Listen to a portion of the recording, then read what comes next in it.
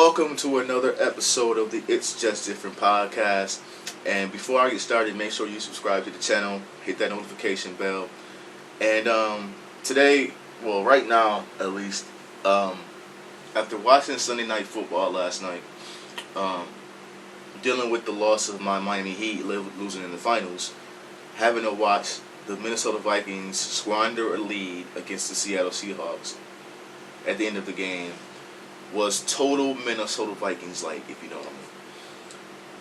Being a fan of this team is like no other. I understand fans of the Lions, Detroit Lions, teams like that, the Dallas Cowboys. It's like they'll build you up and then break your heart at the end. When it comes to Lions, you just know at some point in their game they're going to lose the lead. They shouldn't even be where they're at or whatever. But they might be up 14, they might be up 21, and everybody be like, oh yeah, the Lions are going to lose. We all know what's going to happen. When it comes to the Minnesota Vikings, the opposite happens. Like, Minnesota will have great defensive efforts, and they'll be struggling sometimes through the game on offense, and they find their rhythm, and then they start taking over a game. And then what happens is the defense, once the offense kicks up, the defense slides back. And then it becomes, the other team's coming back. And these tight games, you usually know whatever's going to happen wrong is going to happen to the Minnesota Vikings at the end of the game. We all seen the Blair Walsh project with the kick against Seattle in Minnesota. For some reason, we just can't beat the Seattle Seahawks. I don't understand it. At this point, it's really comical.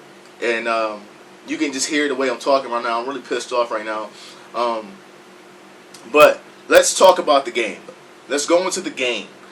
And up 13-0. See, what made me upset about the 13-0 lead is we should have easily had 3 touchdowns. We should have been up 21-0. And that in itself, I would have felt comfortable. Being up 13 just didn't seem right to me. This should have been a blowout. We killed them on time of possession. And somehow, within 2 minutes in the second half, you had interception and a fumble by Kirk Cousins. A fumble and interception by Kirk Cousins. And the interception was just bad, by the way.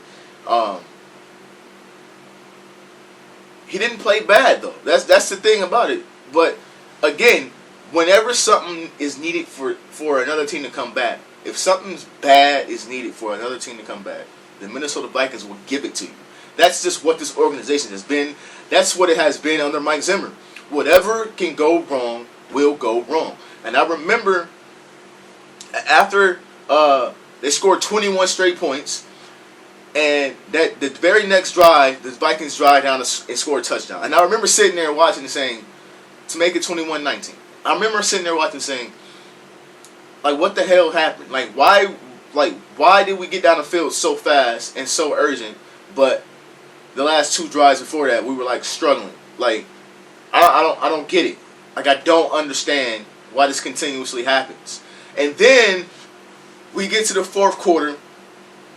We have them down. We basically have a 4th and inches, right? 4th and inches. Go for it. I am not mad about the call. Mike Zimmer was aggressive this whole game for the first time in a very long time. He said, the hell with it, we're going to win. We're coming here to win, and I love that as a mentality of a coach. Let's win. Let's not play to lose. Let's win. And he was trying to win the game, and I got much respect to that. Alexander Mattison missed when I tell you he missed the Red Sea on the right side of that run. He ran right to where the gap it was called. But if he would have had vision and seen and bounced to the right, he had a touchdown. The game was over. He didn't even have to score. He could just went to the yard, got the yard, and just fall down. The game was over at this point. But he ran right into the back of his fullback, and then tried to gain that inch, and it got stuffed. And it was like, man, I get it, man. We were killing them with the run. I get it. But if you're going to go for it, right? The play before that, they did a end around to Adam Thielen, which I thought was the dumbest shit I've ever heard of. If you're gonna give it to Thielen, throw it to him. Don't do that. Like their secondary is fucking horrible. Like they're horrible. Drop back. If you know you're gonna go for it on fourth down, drop back and let Kirk Cousins, who was shredding them whenever they let him throw the ball and they could block. I'm not gonna get into that. Drew Samia. Let him throw. Justin Jefferson only had 3 catches, as if they were really doing anything to contain him. Like throw it. Like come on, man. Like come on. 1 fucking inch. But the third down play again, like I said, that should have been a better call. Throw it into the fucking end zone to a tight end or something. Irv Smith started off hot, and then whatever the hell happened after that is beyond me. But then the Seahawks get the ball, and I think they had to go 96 yards or 94. They had to go 90 yards, basically. And I think everybody and their mom knew what was going to happen. Like, it was just a matter of time before Russell Wilson won that game. And what teased me off even more, and I'm not going to put the play up here because I don't want to deal with any notifications of, oh, you can't, we have access to this video, you can't put this in your thing, you're going to lose money, man, whatever. Check this out.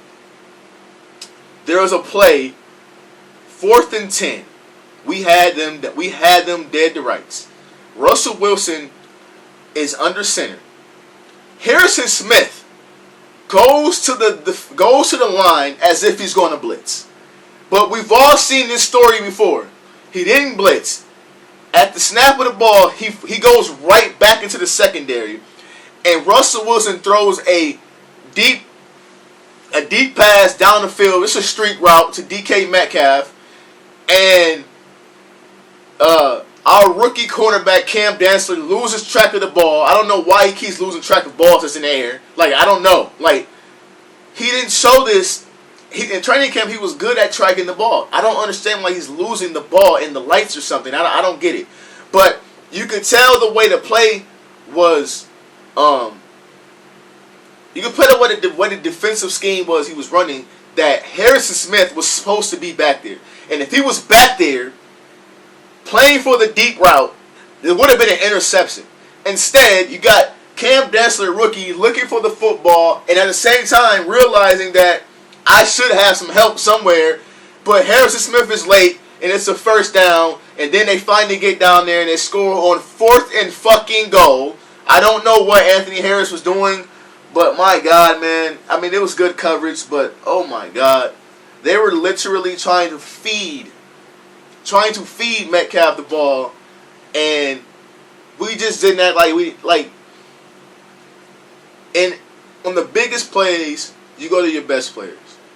That's what all teams do in every sport. In the biggest games, you go to your best players. I called it before the fucking play was even ran. The ball is going to 14. Russell Wilson is going to look for 14. Why he was running through the middle of the defense by himself, I don't know. You gotta ask Zimmer that. But I can tell you this, man. I'm done. I expected my team to be bad, but I didn't expect them to play stupid, right? Mike Zimmer, I respect him as a coach, but I'm sick and tired of these late game blunders when it comes to him as being the freaking football coach. Listen here, man. I get it. Like, I get it sometimes. He may have called the right call. Like, I think the 4th and inches was the right call. And sometimes it just doesn't work. But it always seems to be that as him as the head coach, when it comes to crunch time and another team has the ball, they're going to get in scoring position. More often than not. And I just can't deal with it anymore. I cannot deal with it. At some point, you gotta be aggressive, man. Be aggressive. I don't know when the last time the Minnesota Vikings ran a double-A gap blitz. That's what he was known for. I don't remember the last time he done that. He brings guys up and then he sends them back. He never actually brings them to go. Like, you have to pressure. You have to make Russell Wilson think fast. When you let him sit back and he's just looking around, come on, man. It's like Aaron Rodgers. Like, he's going to pick you apart at some point. And it's ridiculous. I'm done with him. Like, you got to let him go. You gotta let him go. Like, we need an offensive-minded coach. If we're going to keep losing games, and I said it in my last Minnesota Vikings video, if we're going to keep losing games, let's lose games in shootouts. Let's throw the fucking ball all over the field with all these weapons, run it without, I don't care. Let's go, let's be aggressive. All game long. Let's not wait till certain instances in the game and go, oh crap, they came back. Now we gotta start being aggressive. No, let's be aggressive from the jump. I understand that the offensive line at times suck, and that gets me on my another tangent I want to make, and I'm not really going to say much. I'm going to say this. Another reason why I think Mike Zimmer should be fired, along with Rick Spielman, I don't know how the fuck you keep putting Drew Samia out there. Drew Samia is ranked the worst player in football. The worst. I don't know how you get worse than Pat Elflein, but it's happened. When you are literally begging for Pat Elflein to come back to play guard when he's horrible, that means you're trash. Drew Samia is straight trash.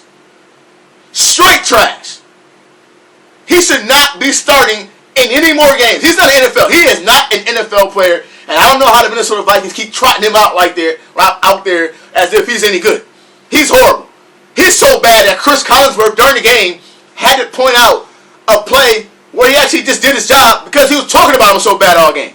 He's that bad, guys. He's that bad. I'm not joking. Go watch the game. Drew Samia is freaking horrible. Number 73. He had 4 penalties last night. Killed some big drives because he can't block worth the fucking lick. I'm sick of this shit. Fire Zimmer